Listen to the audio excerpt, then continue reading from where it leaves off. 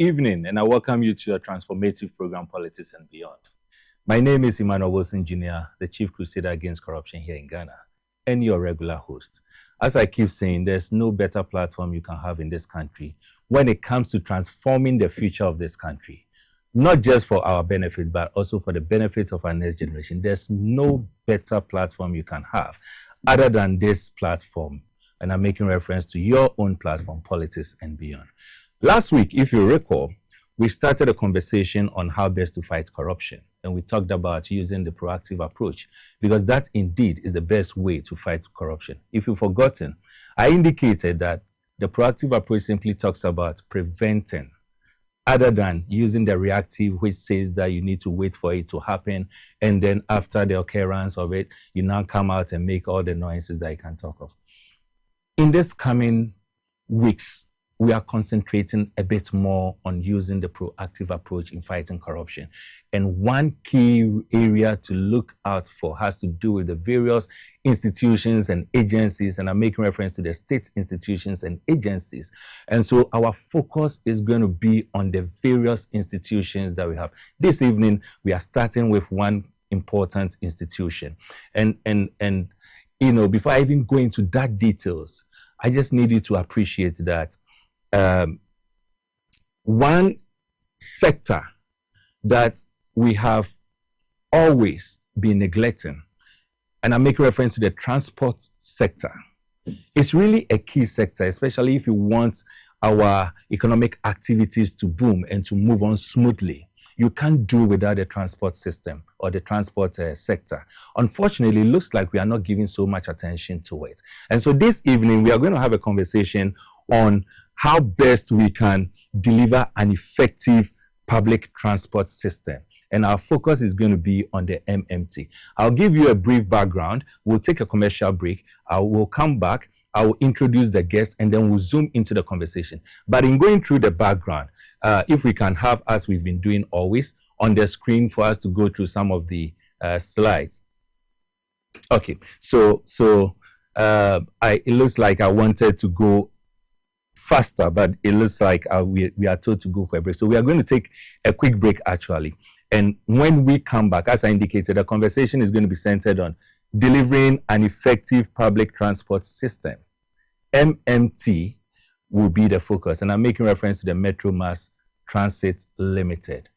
As always, you can get interactive with us using our WhatsApp line and also the social media platform that we have, or the handles that will be exhibited on the screen. Stay tuned. I'll be right back, and then we zoom straight into the conversation. I'll be right back.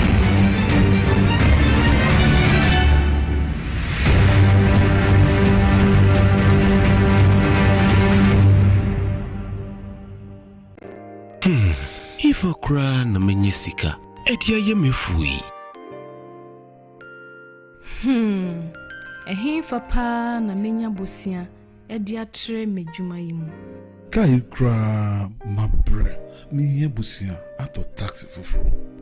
Suhum Rural Bank. Suhum Rural Bank.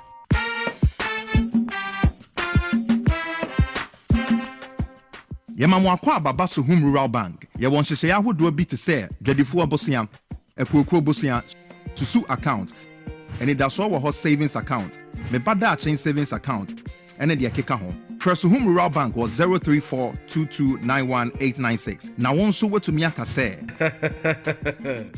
Suhum Rural Bank. Ama ene mayeka una. Suhum Rural Bank. Enti me pa minie. Suhum Rural Bank, growing our heritage.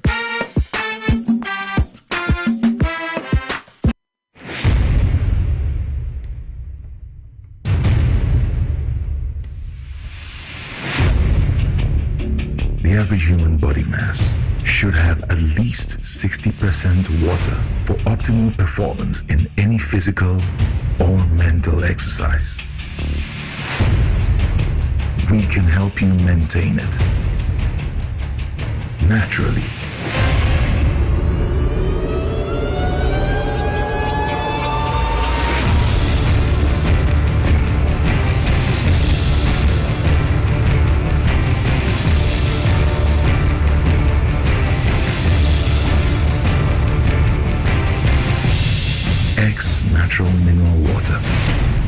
simply natural. For bulk purchase, call 0596 273 546 or 0596 273 547. This advert is FDA approved.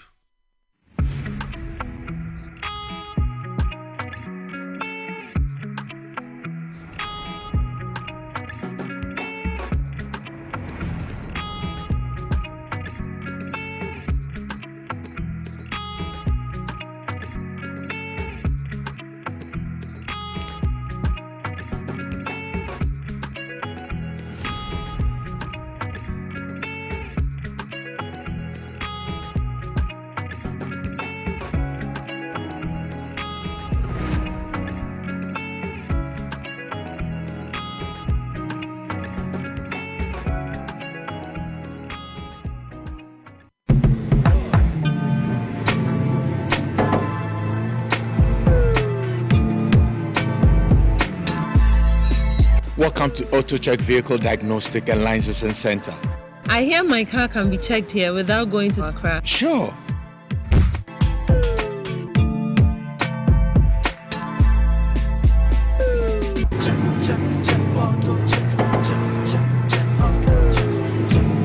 Emission, check. Alignment, check. Brakes, check. Visit AutoChecks at Koforidua Aquadum Road for the roadworthiness of your vehicle, from saloon cars to heavy-duty industrial vehicles. Madam, your car is now ready for the road. Thank you so much. Auto checks. Check. AutoChecks, your safety, our priority. Ghana, get ready to win big and live large with Mega Cash Lucky Box, the game where you could walk away with instant cash prizes. It's easy to play. Just dial *426*5# on all networks. Follow the prompt, pick a lucky box and reveal your cash prize. It's that simple. Win massive, up to 500,000 Ghana cedis. Don't miss your chance. Players all over Ghana are winning now. I won! What are you waiting for? Dial *426*5# or visit www.megacashluckybox.com and play on our web portal. The minimum to play is 5 Ghana cedis. Your lucky box could be holding that big cash prize. Mega Cash Lucky Box. Dial *426*5# and win instant cash today. Don't wait. Remember, terms and conditions apply and is NLA approved on the Caritas Lottery platform.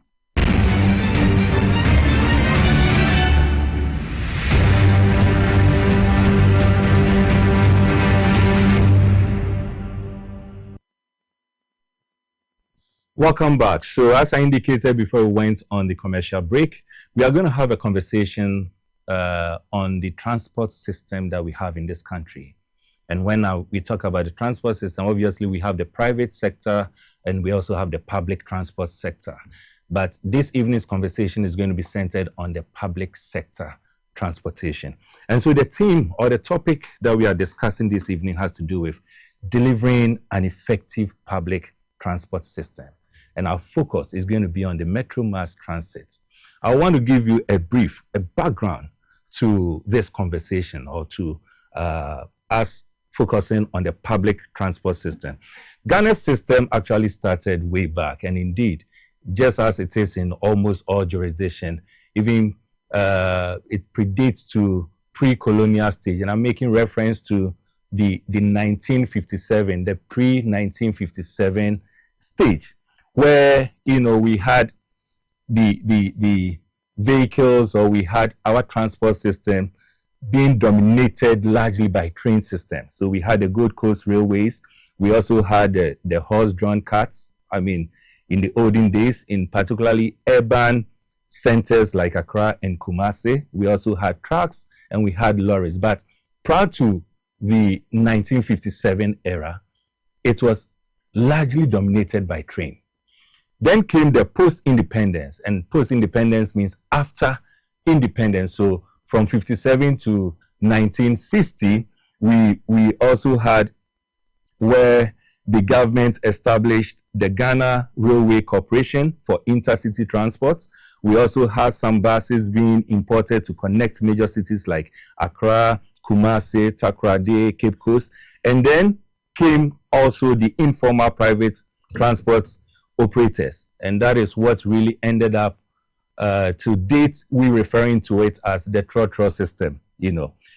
From there we moved to the 1960s. So we had also the 1960s to the 1970s era where we will define it as the expansion and the state control era. So this is where we brought in, or the states brought in, what we often refer to as the omnibus service, but it is actually the Ghana Omnibus Services, GOS. It was set up as a state-owned bus service to provide urban and intercity transportation. So we had that. It came in between the 1960s and the 1970s. Buses became more common in Accra, in Kumasi, and also in Tema. Obviously, it came up with its own challenges. And the interesting thing is that the challenge that started from 1960 to 1970, when we introduced the GOS, those challenges still exist as far as the public sector or public transport system is concerned. And we'll be dwelling a bit more on that. It has to do with poor fleet maintenance. It has to do with rising operational costs. And it also has to do with inadequate coverage in the rural areas. But after that, we came to the 1980s. This era saw the decline of state services and the rise of informal transportation. So the private sector took over, trotro came over and all that. But yes, the reason why there was a decline, reasonably so, if you look at the 1980s, that was when we had the coup d'etats and all that. So there was, economic hardship, political instability, and all of this reduced government capacity to maintain public buses. So that also came into being. But after the 80s came the 1990s and then the 2000s, where we had the liberalization and formalization efforts, where government's liberalization allowed private transport operators to expand rapidly. So we had the GP, RTU, and all those transportation private transportation organizations coming into being. Trotros and taxi services dominated urban and intercity transport. And then we also had a government who exploring formal mass transit systems. So that is also what came into being. But right after that, we then, during that era, moving into the 2003, the government thought it wise that we should find a way of bringing back the public sector or the public transport system. So Metro Mass Transit was born. It was established. And so this is what we refer to as the MMT, Metro Mass Transit, or we call it the Metro Mass Transit Limited. That's the organization. It was incorporated in 2003 to provide modern state operated bus services across cities and towns. Its aim was to improve safety, reliability, and accountability while offering an affordable alternative to the trotro system that we had. Of course, if you talk of public sector, anything public talks about affordability. And so that is what happens. Now, knowing very well that this evening our focus is on the MMT, I want us to focus on that a bit. And let's look at the focus. What was MMT established to focus on? And so you look at the first one, it talks about high capacity transit or transportation. It was designed to move large numbers of passengers quickly, particularly during peak hours. So that was the focus. The second one has to do with integration with other transit modes, connecting metro lines with buses, I don't think we even have trains anymore in this country, but so largely to have that connecting interconnectivity with metro line buses for seamless urban mobility. So that was also it. The other one had to do with safety and reliability. Emphasis on accident-free, punctual, and secure operations. That was also a focus.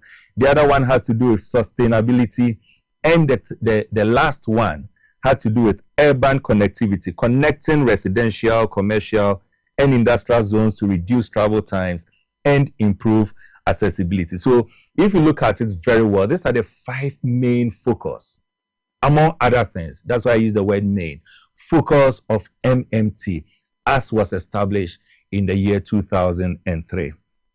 After looking at the focus, it is important for us to also look at the purpose. What is actually the purpose for the establishment? Why do we need a public transport system? The first one has to do with alleviation of traffic congestion. You bear with me that in major towns, urban areas, Greater Accra in particular, Kumasi, Takoradi, I mean, most of these major towns and urban areas we have in this country, traffic has become an issue. You wake up in the morning, you have to be in a vehicle. Sometimes you spend about 3 hours before you get, or let's say 2 hours, before you even get to your office. Before you get to the office, you are already exhausted mentally. So MMT, one purpose was to alleviate traffic congestion. The other one has to do with providing reliable and fast transportation. Metro mass buses is supposed to, give us one, reliable, secondly, fast transportation. Those are the 2 key things revolving around that purpose. Then the other one is to promote environmental sustainability. Mass transit reduces carbon emissions. And that is very true, because if I am driving, my guest is driving, you are also driving, we are using 3 cars at the same time. But if we have a reliable mass transport system, the 3 of us will be in one vehicle. And so it reduces environmental sustainability. So it actually promotes environmental sustainability. And that is very, very important. The 4th one is to support urban economic growth. Efficient transit improves access to workplaces. And that is what I was saying earlier on. Markets and educational institutions. It boosts productivity and economic activity. People don't know, and I keep saying this, people don't know the the fact that you spend unreasonable hours in vehicles trying to go to the office, and how it drains you mentally, and how it has a negative effect even on your output when you go to the office. It has a linkage. So if we have a metro mass effective transportation system, this is one of the benefits, the purpose that it's supposed to achieve. The other one is that it encourages social inclusion. Metro systems are relatively affordable and accessible. It helps people from different income groups to travel safely and efficiently. That is key. And the very last one, but not the least, is the fact that it enhances urban planning and development. So metro stations often becomes hubs for commercial and residential development. It supports smart city initiatives. Now we've looked at the focus. We've looked at the purposes. It is very important for us to also look at the benefits in all of this. What benefits do we get if we are supposed to dwell on public transport system? Because that is very important. If there are no benefits, there's no need for us to, waste our time as a country spending the taxpayers' money building and rebuilding public transport systems. But yeah, there are benefits. The first one has to do with economic benefits. We have economic benefits, and under economic benefits, we are looking at cost savings, we are looking at increased productivity, we are looking at boosting of our local economy, we are looking at job creation. And when I talk of job creation, public transport systems require staff for operations. Those who are going to be in charge of maintenance, those who are going to be in charge of administration. So there's a chain when it comes to job creation. So that gives us the economic benefit when we are talking about public transport system. The second benefit, which is environmental benefit, is that it reduces pollution. What it also does is that it gives us energy efficiency. And then the third one under environmental is that it reduces, and that I have said earlier on, there's less traffic congestion. It decreases congestion, reduces idle times, and it also reduces or even eradicates wastage of fuel. It does. Because sometimes you see just one person, and I'm sure it happens to almost everyone who is driving. There are even times where you feel like you don't even want to drive. But because you can't rely on the public transport system, you are forced to do same. And so you find yourself traveling for probably an hour or just around an hour, and you are the only one in a vehicle that has a capacity of about 5 or 4. You are the only one in it. So when we have public transport system, one of the benefits and the environmental benefits is that yes, and the environmental benefit is that it is less, or it produces less traffic. Less traffic, and congestion also goes down. The other one, which has to do with social benefits, it increases mobility, it improves safety, and it also has what we call community connectivity. And with community connectivity, all that we are trying to talk about is that public transport links neighborhoods and promotes social interactions. So that is also one of the benefits, and that is under social benefits. Then we move to the other benefits, which has to do with urban and infrastructural benefits. Urban and infrastructural benefits. It reduces road wear. It encourages sustainable urban planning.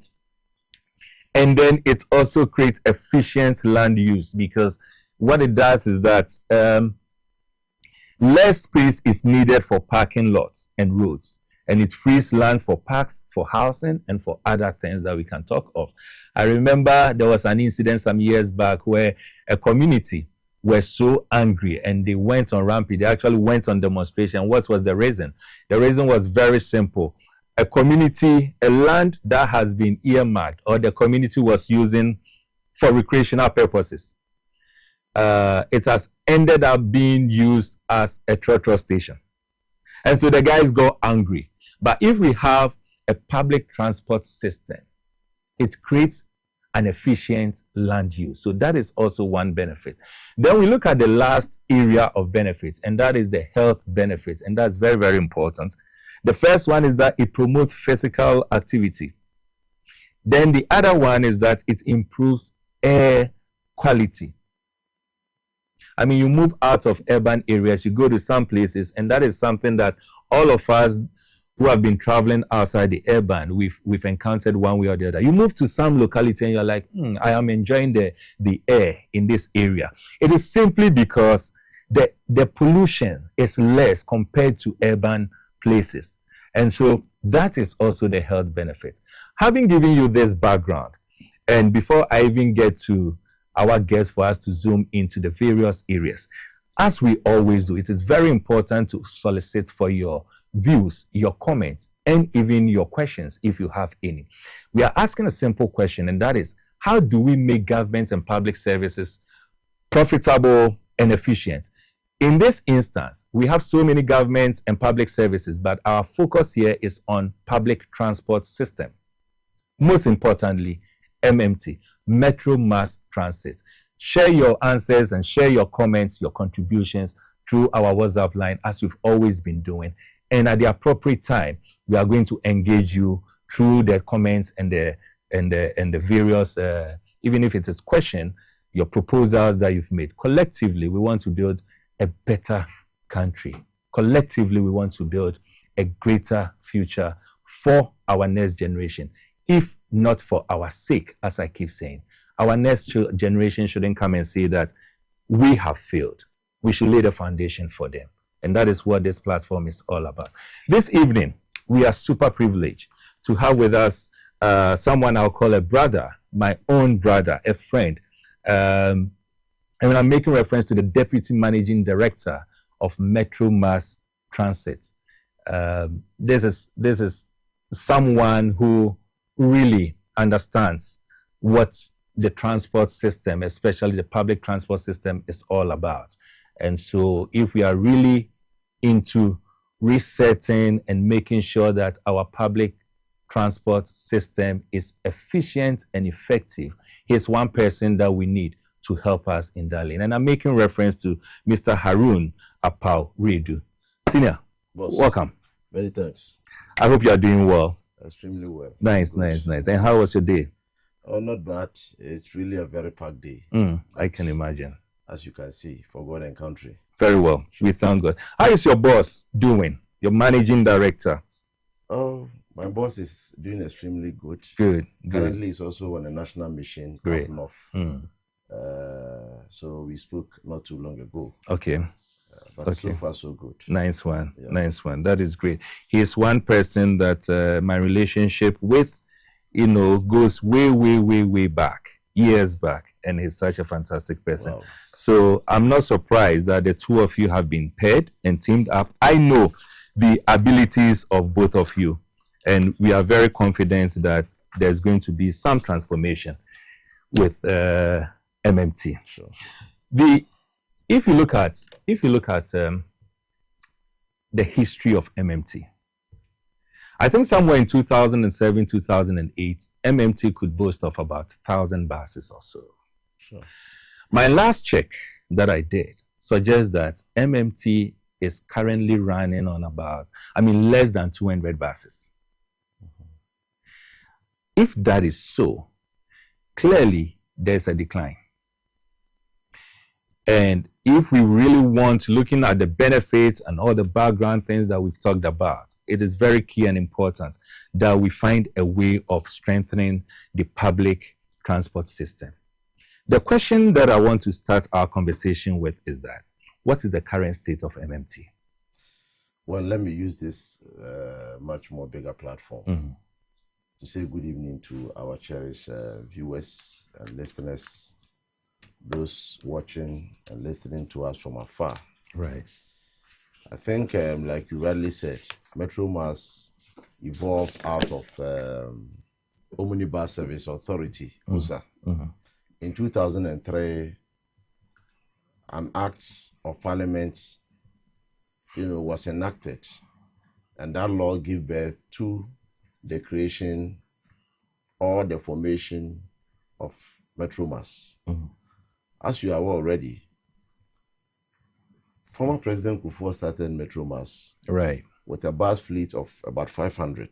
Okay. Then the second NDC, that's here, North Mahama. Right. Spanning from 2009-2016, also augmented the fleet level of Metromass with additional 500 buses. Okay. So on record, from 2003 to 2016, Metromass was fleeting close to about 1,000 buses. At the time in Ghana, we had just about 10 regional capitals. We had just about 110 district capitals. That's right. As you are aware, with population growth and attrition of human movement from one point to the other, as well as expansion of our geography, has actually called for more routes to be created. Currently, as we speak, we have about 16 regional capitals. We have close to over 2,600 district capitals. At the time, you could just imagine what was Ghana's population. Today, we are doing close to over 35 million. So that should tell you that indeed, the pressure and demand on our public transports indeed will be huge and great. When NDC, the second part of NDC, exited power by January 7, 2017, the then MPP government, scrapped about or declared about 400 buses unserviceable.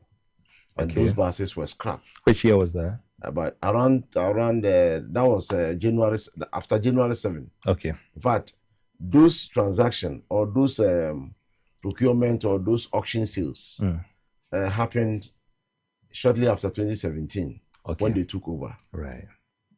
Then again, the next part of auction sales happened just last year around March. And in March, they scrapped again about 313 buses. The first one, how many did they scrap? About 400 plus. 400 plus. Yes. Okay. So now, around 2024, somewhere March, they scrapped about 313 buses. And they labeled those buses as unserviceable. Unfortunately for us as a country and a company, they told us from the books, the amount of money realized from the sale, they could only realize about 2.9 million Ghana cedis. From the 400 and the 300? No, from the 300. From the 300 buses. 313 buses. 13. The amount again? The amount realized after the sale or after the auction was 2.9 million Ghana cedis for scrapping or selling 313 buses. Wow. Shockingly, it was revealed by one of the persons and individuals who got the opportunity to be allocated with one or two of those buses. Yeah. But unfortunately, he couldn't pick his own. And the transition or the change of government happened. Yeah. And, Ghanaians at the time rose up and said, no, they will not allow them to scrap and to cut those buses into pieces. And here I'm making reference to Kumasi, Amrepo Junction. Right. If you checked, the actual transition happened January 7. Sure. And the people of Ghana gave President Mahama the mandate to rule. And you and I know that President Mahama cannot do it all by himself. He would definitely employ the services of you and I to help him manage or steer the affairs of some strategic state agencies and corporation. It is in the light of this that President Mahama extended an appointment to lawyer Kali Caesar. Sure. So between January 7 to first week of March, before lawyer Kali Caesar was appointed, there was a vacancy. Sure. So let me take you back a bit. When the actual sales was done, in 2016, the NDC government instituted a policy where, in the case where our buses go old, that we need to put those buses on sale, so to speak, auction. Yeah. The amount of money realized from the sale should be put into a dedicated account called bus acquisition account. Okay. So this bus acquisition account, we were expecting that the money realized from the sale of the 313 buses, which took place around March last year, should have been deposited into the bus acquisition account. Only for us to realize that between January 7 to first week of March, when lawyer Kali Caesar had not been appointed, there is that vacuum. Sure. So within that period, the old managing director was still at post. He did not hand over. Okay. So that money, which was deposited into the bus acquisition account, was heavily dissipated between January and February. Between February and March, so to speak. Sure. So the amount of money realized from the sale of the 313 buses, which was the 2.9 million, that money was heavily dissipated. So when lawyer Kali Caesar came a week after, I was also appointed together with my colleague Dennis Chumesi. Yeah. When we interrogated the issues, we were told by the finance department that then managing director instructed that they should pull out all those monies. And we asked what those monies were used for.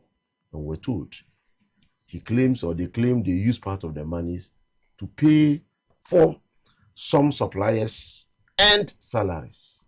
Meanwhile, you know that even the name of the account is bus acquisition account. So why do you use is self-explanatory. Sure. You don't use bus acquisition accounts funds for payment of salaries or payment of your suppliers. That's right. Yeah. So over there, pure misapplication of funds. So immediately lawyer Kali Caesar took over, and when I also joined together with my brother Dennis, we wanted to do, or we planned to do, a nationwide tour to ascertain the true states of Metro Mass, so that we don't become like armchair managers sitting at the head office when we have no knowledge of what is really happening across the various branches or across the branches. So my brother, the journey took us to Abrepo Junction. Okay. Abepo Junction in Kumasi, yes. Where we have our terminal. Exactly. Where 2-3 persons came and requested to have a meeting with us because they were told that management had come from head office. Lawyer Kali Caesar, myself, we gave them the audience only for them to tender in some receipts. And on the receipts, they claim that those buses, some of the buses parked there, were allocated to them as auction. On the face of those receipts, then shockingly, we realized that a whole bus was sold at 2,500 Ghana cedis. I can hear one of my team members saying, to the extent that 2,500 cedis.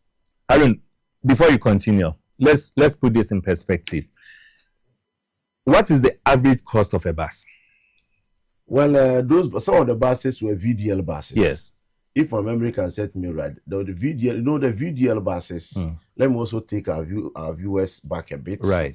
The VDL buses, those agreements, we had a memorandum of understanding with Netherlands. Okay. So they have branches in Holland and Belgium. And from the report, I'm told those agreements were deepened, especially during the first part of President Mills' blessed memory and President Mahama. So there was an agreement. So those agreements or those MOU, in fact, since time immemorial, we have, that historical relationship with them. Those VDL buses, from the reports that I've cited, the price of those VDL buses is little above 200,000 euros. 200,000 euros. Yes. And now it is being auctioned as scrap. Obviously, it will not be in the same state. Of course. But from 200,000 euros, one may be wondering how deteriorating it can get to the extent that we can auction it for what? 2,500 Ghana cedis, not even euros. No. Okay, please go ahead.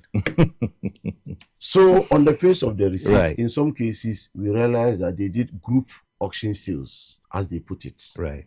So we interrogated to find out what is the meaning of group auction sales, only to realize that on the face of one receipt, the person pays 5,000 Ghana cedis. Okay. Quantity of buses allocated, then 2. You see 2 against it. Wow. Meaning that person was given two buses at a cost of 5,000 Ghana cedis, making a unit cost of 2,500. So if you do a layman's calculation, divide 2.9 million by 313 buses. That's right. You realize averagely each bus costs about 8,000 Ghana cedis. Less than 10,000. Less than 10,000 Ghana cedis. So clearly at Abepo Junction, that was our first blow. We realized that indeed Ghana is bleeding. Metro Mass is leaking. So from there, we realized that on the face of our books, most of the buses were packed. Even right in front of our nose at Abepo Junction, 4 buses were packed, all because on those buses one needed just a tie, others at the time needed just about 2 ties. And because of that, those buses were packed, just affecting our operations as a company. So when we returned back to Accra, the MD, together with myself and my colleague Dennis and management, we took a swift action to make sure that a bus should not be parked simply because of a tie. Then going into our books, we realized that our fleet level has gone all-time low in the history of the company. Currently, we are routing averagely 115 buses. 115 buses. I predicted 180 buses. 115 buses. And when we came, we realized close to about 85 buses were parked, and those buses could be serviceable, but due to lack of maintenance culture, negligence of duty, ineptitude, you realize those buses were parked. 115, Harun, this is across the country. Across the country. Good, not just and currently, the active operational branches of Metro Mass across the country, numbers up to 16. We're supposed to be routing across Ghana, the whole Ghana. We're supposed to be routing about 385 routes. Currently, we are routing just 85 routes. Wow. So we have close to over 300 routes that we are not routing at the moment. All because our fleet level has gone all-time low in the history of the company. Surprisingly, the last 7 months of the Mahama administration, when we came, this is also the moment that the company is recording the highest ever revenue in the history of the company. Still with the 115. Just operating 115 buses. Okay. How did this happen? When we came, if you remember, or if you can cast your mind back, in 2016, under President Mahama, we actually launched a software payment platform called Tap and Go. Right. Unfortunately, the project, couldn't see, or at the time the project didn't see the light of day, simply because of change of governments. So when our brothers came in, they took, that payment platform of a solution to 45% coverage across the country. As we speak, currently, when we came, President Mahama gave us a performance contract of 6 months that we should make sure that we automate the whole of Ghana in terms of our operational route points. Right. So that we go purely cashless. So that we will be able to reduce or eradicate the hand-to-hand or the human contact. Right. Because the hand-to-hand transaction gives room for pilfering, stealing, and all manner of leakages. Within a matter of 2 months, I can confidently report to our viewers that currently, Metro Mass, we have covered over 98% across the country. And that has really contributed to the revenue collection or the revenue gains that we have made within the last 6-7 months of the Mahama administration. As we speak, just last month, we recorded 14.1 million Ghana cedis. Okay. Last 2 months, we recorded 15.2 million Ghana cedis. Our revenue trajectory, has graduated ever since we took office from 12 million, 13 million, 14 million, 15 million, 14 million, 15 million, with just average routing of 115 buses. Meanwhile, same period under review, particular reference to the month of June. Right. Last year, under the previous governments, they routed close to over 250 buses. According to them and according to the books, they generated 9.3 million Ghana cedis. And you have generated? 50. At the time, even just last month, we generated 14.1 million. 14. Last 2 months, we generated 15.2 million. Okay. When, like I said, they routed about 250 buses. Yeah. Last year. Yeah. Yeah. And according to them, on the face of the books, they claim to have generated, that was 9.3 million. Revenue to fuel, according to them, was 5.3 million. So take 5.3 million. Sorry, 5.7 million. Okay. And they generated 9.3 million. So take 5.7 million from 9.3 million.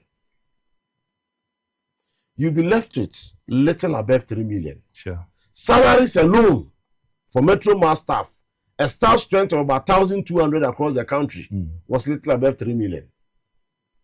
Excluding maintenance, cost of spare parts, Because the cost of spare parts for the month of June alone, in their books, they recorded about 3 million. So that's how come they couldn't pay salaries. Right.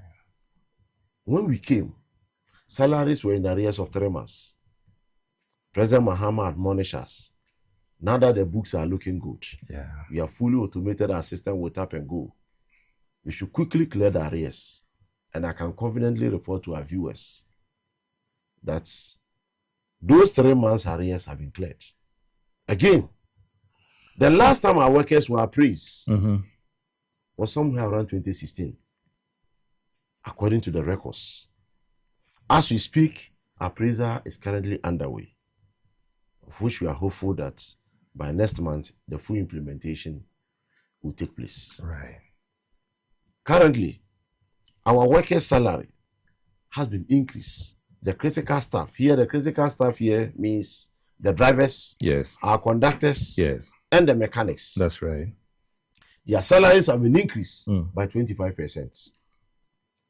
Other workers or the senior staff, as we put it, their salaries have also been increased by 20%. Currently, in as much as we are thinking, planning, strategizing to increase our fleet level, if you come around the country, the state of our terminal points is in a sorry state. The state of our terminal point is nothing to write home about. Once again, as new management, with the support of the president, God willing, this month, a new terminal, a short cutting will be done in Tamale. Okay. On our Tamale, on our terminal points. Right. This new terminal, the short cutting will be done by President Mahama.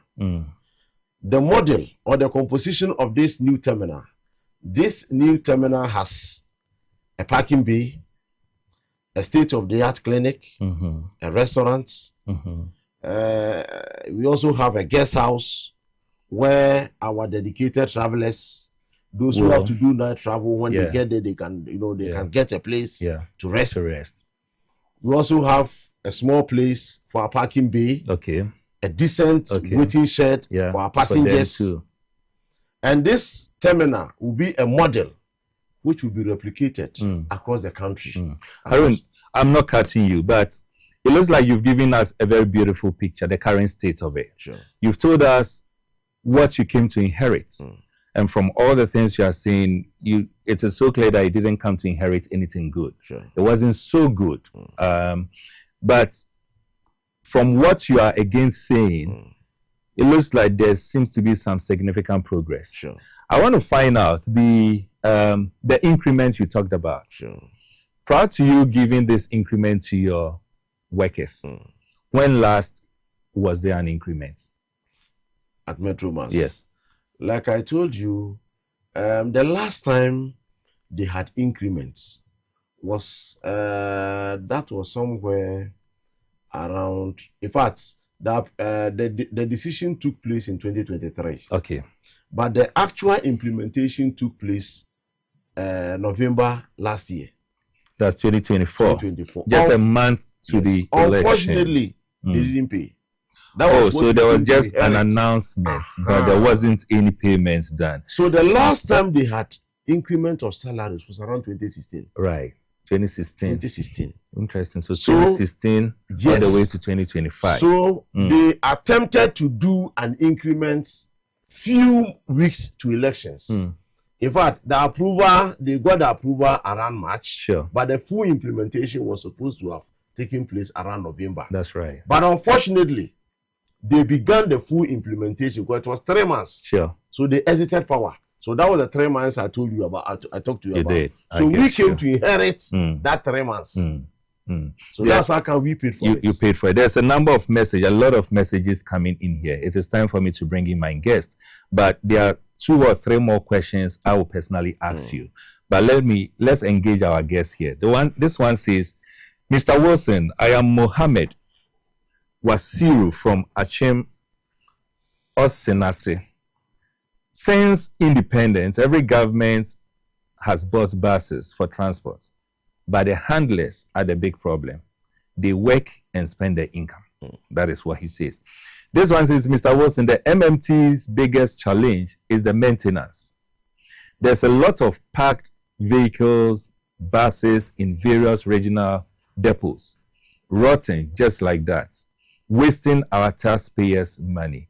I agree, and this is just one example of what you indicated, that in Kumasi, for instance, a bus has been parked just because of a tie. Maintenance problem. Mr. Wilson, Metro Mass Transit is very important, but how to take care of them is the problem. I'm Hussein Musa from Kumasi. This one says, I'm enjoying your program. Please, can persons with disability get a vacancy at MMT terminals? Where should we send our applications if yes? And this is coming from B from Kaswa. You are jotting that this one, sure, because I need an answer for the person who said it. Good evening, Mr. Wilson. I believe no country can survive or be efficiently developed without easy accessibility of transport systems. The human resource can be improved in a country. If the human resource can be improved in a country, it depends on its transport availability to make movement easy. You didn't add your name. Mr. Wilson, this program should have been done in Chi for Ghanaians to understand what went on under MPP. Okay. Good evening, Mr. Wilson. Our transport system is bad or becoming very bad now. Passenger struggles too much to travel anywhere in this country. Nowadays, you see a lot of people at bus stations and bus stops struggling to go to work or travel from one end to the other. Trotro drivers are taking advantage of the situation to overcharge passengers. And instead of going straight to Accra from Oyarifa, for instance, they will load short distances. Meanwhile, they are going to Accra. And if you are in the same bus or in the same car, you have to pay again from one end to the other until you get to your final destination. This is a very bad attitude of the trotro drivers. I've heard a lot about this instance. We beg the government to bring more buses to help curb this situation. We are suffering too much to go to work and home after work. Also, we beg the government to include transportation fares to all angles in the country when the budget is read, to save us from the private individuals' hands for charging lorry fares any way they like. Thank you. This is Aaron Bebe Sukura from Legon. Okay. Mr. Wilson, ask your guests what they are doing to put these thieves before the court. Secondly, why are the same people at post? Tell him they are also to be blamed. What are they doing at Metro Mass Transport offices? This is Fred from Wager. Good evening, Mr. Wilson. I'm Joseph from Apollonia in the Pon Katamanso. Please, a lot has happened in the Ekufuado Baumia era, and we, the grassroots, are waiting for a better action to be taken against them to set as a deterrent to our appointees. Mr. Wilson, there are so many buses broken down here in Cape Coast.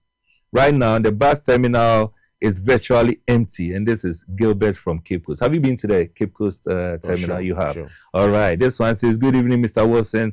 Can we also know what is happening at the Ayalolo bus service? Okay, that's also an interesting area. I have some few informations there. Maybe at the right time we'll talk about that too. Good evening, Mr. Wilson. I'm Solomon Jagri from Kunsu. His Excellency John Mahama is performing wonderfully well, to my opinion. He needs another term. My regards to Teachers Forum, NDC members, especially those in Ahafo and North, South, West. Okay. This one says, Mr. Wilson, I'm Solomon. Okay, I think this has come twice. This one says, point of correction. After President J.A. Kufuor, MMT had 144 buses. MMT, no, okay, the word is not clear. During the time of J.A. Mills. I didn't get that word, but you said, point of correction, after President J.A. Kufuor, MMT had 144 buses, and then MMT something during the time of J.A. Mills. I'll come back to the messages, they keep coming, but these are the comments and the questions that have come. Before I ask you my question, there was one that talked about disability. Do you have, first off, how friendly is your services to persons with disability? I think we have a room where we give them some respite in terms of our rates. If I say rates, that's the price for the first. Okay. Not only persons with disability, even the minors.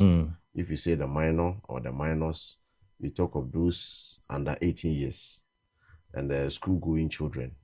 Yes, we give them some room so they will also be able to feel the better part of government intervention. Yeah. And as you are aware, we are pro-poor state transport company. We are supposed to be routing or serving the underserved communities. That's right. And the interests of the Ghanaian traveler or the interests of our market women, the interests of the ordinary Ghanaian is at the behest of our topmost priority.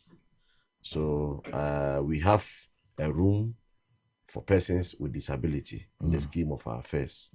And again, we also have some of our staffers who are persons with disability who we engage as and when their need arise, right, as and when their services are required. Okay. We do not discriminate. Sure. And we consider them as persons who are also important and matters most in the scheme of affairs. Are you currently recruiting? Because the person want to know if he or she should submit an application. Yes. It depends on where she is. She can. I think she said Kaswa. Okay, so she can route her application through the nearest branch operational point. And Kaswa, the nearest branch operational point, obviously, will be at Kanishin. So she can route her application through the nearest branch points. Very well. For consideration. Very well. So that is the answer you are getting from the deputy managing director. There are a number of challenges, obviously. You are doing well per the report that you've given. The current state suggests to me that all is not lost. Or if it was getting lost some time back, at least under your leadership, led by lawyer Kali Caesar, it is so clear that, things are beginning to take shape. But it doesn't take away the fact that there are challenges. First off, has to do with the fleet depletion. So we have fleet depletion, we have aging buses. You rightly indicated that currently you are operating with 115 buses. Okay, so fleet depletion is there, aging buses is there. Then comes infrastructure and terminals in poor conditions. Renovation needs to be done. And the other parts when it comes to terminals being in poor condition has to do with encroachments. So it is also clear that most of your terminals are being encroached. Yes. I'll come to the other two, but these two main challenges, fleet depletion and aging buses. Second one, infrastructure and terminals in poor condition, encroachment. What are you guys doing about it? Like you rightly said, our fleet level, yes, on record, has gone all-time low in the history of the company. Yes. So if you look at our balance sheet, it is on the strength of that and the potential Metro Mass, presents. That is how come the president has directly intervened. Because like I said, currently we have 16 regional capitals in Ghana. Yeah. Over 260 districts. So if you check up, population growth is also on the rise. So now demand for public transport is also very high. Very high, yeah. And the transport space has evolved. Gone were the days, our forebearers used to board Watonchene, Arrow Glass, Yeah. Now we've gotten to the stage, even with the current 63-seater capacity buses that we are routing. Yeah. In some cases, the bus could be at the terminal point for more than 2-3 hours before it gets full. So they say that when the time changes, you must also change your ways. That's right. Yeah. It is in the light of this that the president is heavily supporting us. God willing, like I said, around January, we'll be expecting our first fleets of the Toyota Hiace buses. We are bringing the short chassis buses Those short chassis buses, they are 15-seater. Okay. They will also be bringing 29-seater, that's the coastal buses.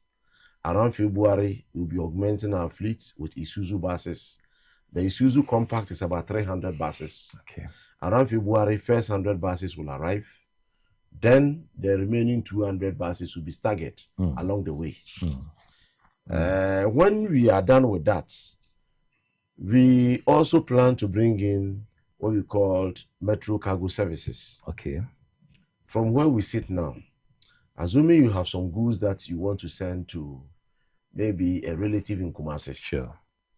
All what you need to do, God willing, if you're able to get those trucks will come in the form of sizes, shapes, and capacity. Okay. In terms of tonnage. Right. So we will be bringing in 10 tons capacity, 20 tons capacity, and 30 tons capacity. So as you are here, if you have goods to be sent to maybe a relative in Kumasi, we will display a toll number. Okay. That will be made available to everybody or all persons. It will also be on various platforms and streams. So you just go on the site, you pick the number and call. Yeah. Once you call the number, we have smaller short chassis trucks now called Aboso Kamachu. Sure. Those small trucks will come directly to your doorsteps, just at the studio here. When they come, whatever goods you have, they have mobile weighing machine in. They weigh your staffs right in front of you. Yeah. Then you also be issued with a tap and go card. That card is your payment card. Sure. So you load some money on the card. So when the gentleman or our agent comes, you put your staffs on the weighing machine. Then it is weighed. Sure. You know the weight of your staffs. The weight comes with a rate. So then you insert your you then insert your card into the POS machine. Then it swipes. When are we expecting this role? When are we expecting this to start operating? It's part of the 500 buses. The 500 buses announced. Okay. So the first trucks that will be arriving, about 50 trucks. Sure. But these 50 trucks will come in the form of 10 tons, 20 tons, 30 tons. And that's beginning January. God willing. Great. Yes. So once those smaller chassis, Aboso Kamachu, comes to pick your staffs, it will drop your staffs at the head office, where they will be loaders to load your staffs into, say, the 10 tonnage truck or 20 tonnage truck or the 30 tonnage truck, which has been assigned to move to Kumasi. Right. So once your staffs get to Kumasi Abreport Junction, the receiver will be called. Okay. That you have a luggage with us. Okay. If the receiver cannot go to Abreport Junction, there's also another small Aboso kind short chassis truck there that will carry the staffs and deliver it to the doorstep of the receiver. Okay. And it will come with a little charge. Okay. So these are some of the interventions that you have been done elsewhere. Very well. That's the door-to-door approach. Sure. Or the door-to-door type of cargo management. That is what Metro Mass very soon. Harun, have you considered, you see, from what you said, it is more of, and that is one thing that has been taking place over the past years. It is more of the buses waiting for it to be full, then it moves. So it delays. And a lot of people find it difficult. In fact, I have had an encounter with Metro Mass some time back. I didn't want to drive, so I walked to the terminal. And trust me, it took me, about 3 hours. Oh my goodness, you have no idea. I told myself that I would never do this again. I'll never do this again. Instead of waiting for the bus to be full, why don't we do what other countries are doing, where the bus will run on time? Yes, that's not on the number of people who are in the bus. So that's the more reason why currently, if you check, I told you that we will bring in the Toyota Hiace, the smaller chassis. Right. Those are 15-seater capacity. Okay. And the coastal buses are 29-seater capacity. The Isuzu buses are also 29 capacity seater. These buses will be mixed with the traditional ones. Okay. So, like I told you, the transport space has evolved. That's right. So, those within the middle class will have a fair share of the Toyota Coaster and the Toyota Haze. I get you. So, if you want to move from, say, Cape Coast to Takoradi, within that short space of time, you can board either the Toyota Haze or and the then Coaster. go with it. Whilst our mothers, who are traders, who are petty traders, sellers at the markets, at the close of market transaction, they can also get their staffs, into the bigger bus. And those buses will convey their staffs to their original or natural location. I get you. Or their villages. Very well. So that all persons will have a fair share of this transport system arrangement that government want to roll out. So nobody will be left out. Very well. But we are just making sure that all persons and individuals' unique interests will be addressed. So the middle class will have their fair share. Then the upper class, whoever you are, once you get to the terminal point, you will have a comfortable bus to get you to your destination. That's right. There's one other challenge. I mean, we are talking about the challenges and talking about the rush hour. Sure. The rush hour. Sure. We are currently doing rerouting of our Accra operation. Metro Mass. Isn't it the same that was done under Ekufuado? Yes. Where they designated a certain lane for the buses. Is it different from what you're talking about? You see, sometimes we can choose to be deceptive, right? Or in the interest of trying to woo the people of Ghana for votes. How can anybody tell me that, you just get up one day and say that you have marked some place for buses to get there on time for people to board? That is not the beginning of addressing those challenges. If you know the operations of the transport system, and also if you studied Accra, the human traffic, and how to route it. First of all, we need strong laws. Through the Ministry of Works, Ministry of Roads and Highways, so that we have some dedicated routes specifically earmarked for those timely movement of those buses. From what points and across what points. That should be the beginning. So what the previous government did, that's not the same. No. It is the same, but this one is going to be done in the right way. So, is that what you're saying? In fact, we've initiated some talks with the roads and highways. So there are some dedicated routes and some dedicated points, will be earmarked. So you can see on the street, this is a bus standpoint. Around this time, you see, no bus can park on that lane with the exception of Metro Mass bus.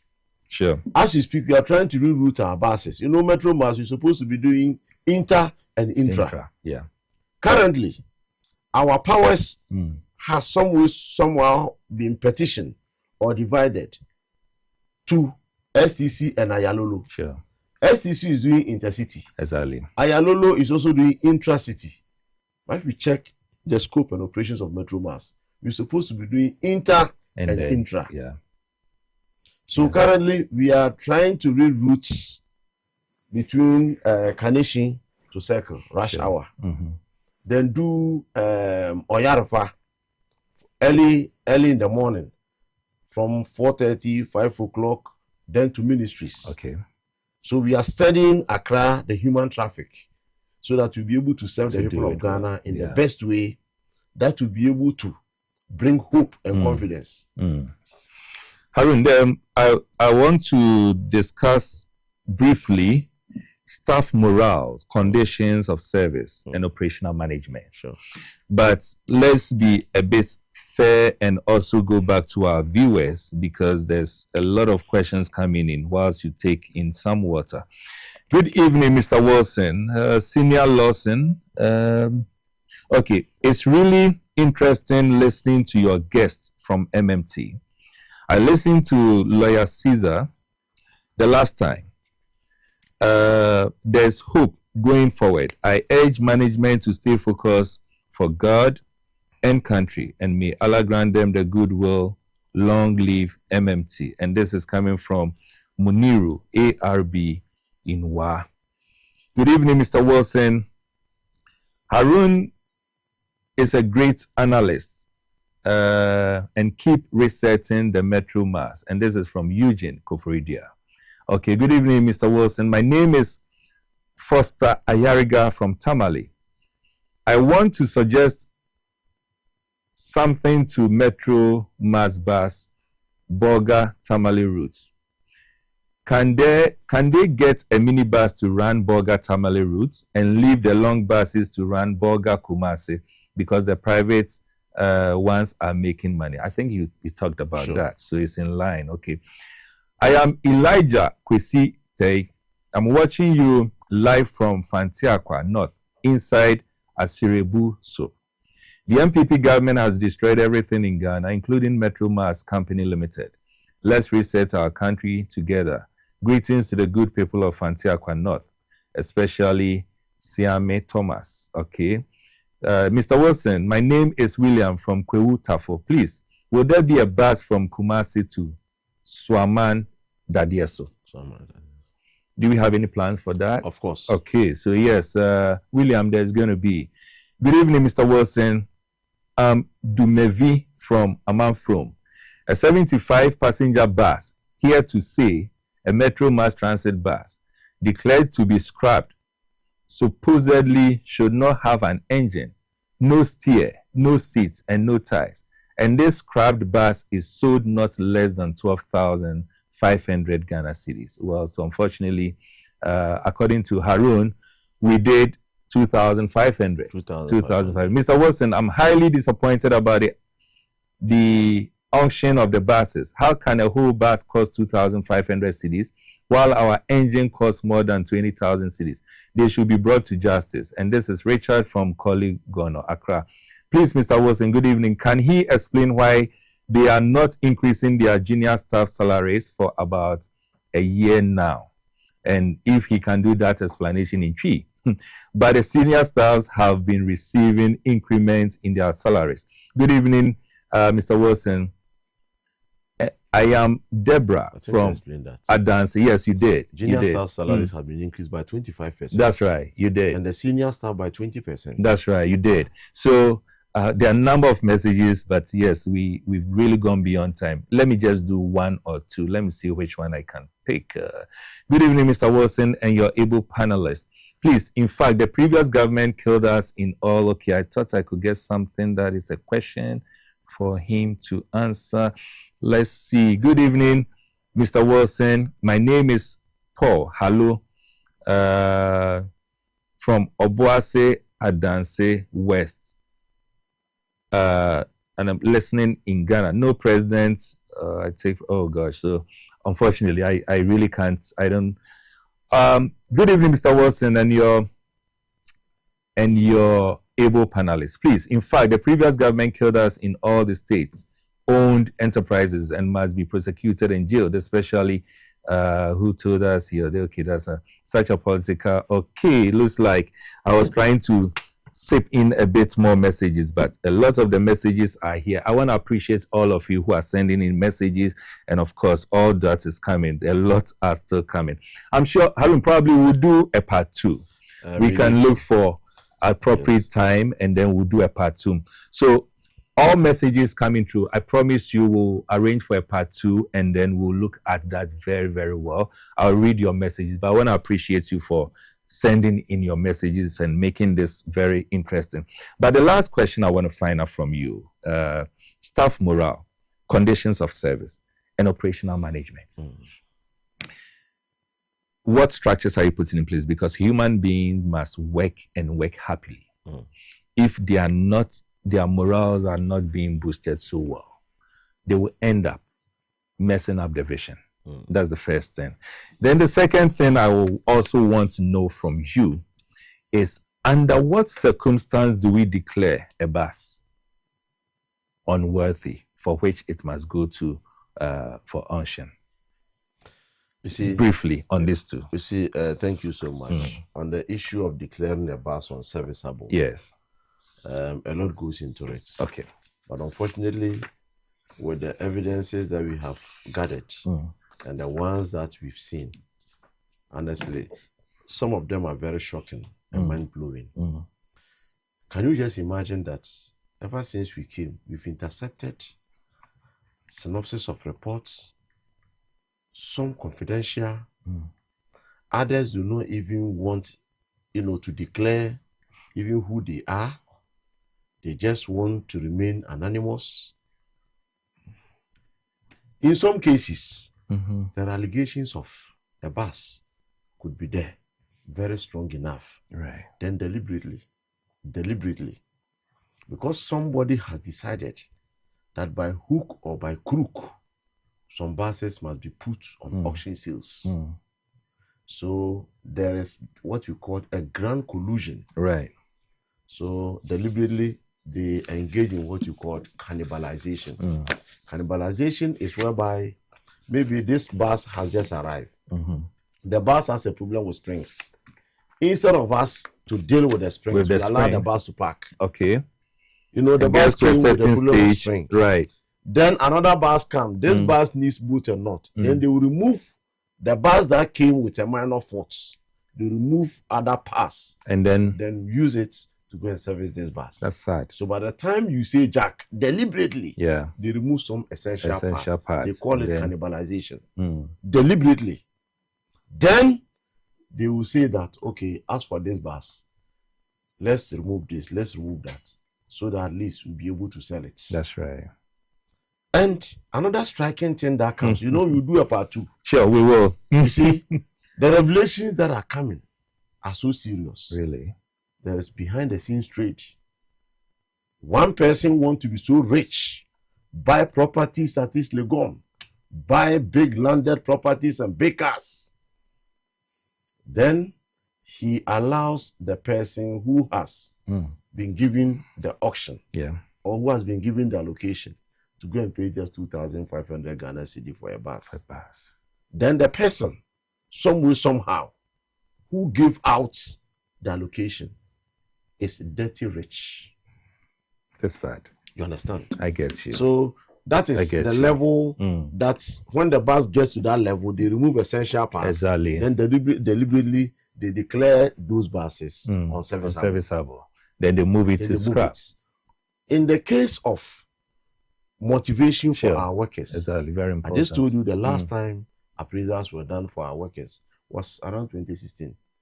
The last time they had salary increment, those increments were done, but it was not effected. We came, it became an albatross. Right. We paid. We said we do part 2. Can you just imagine?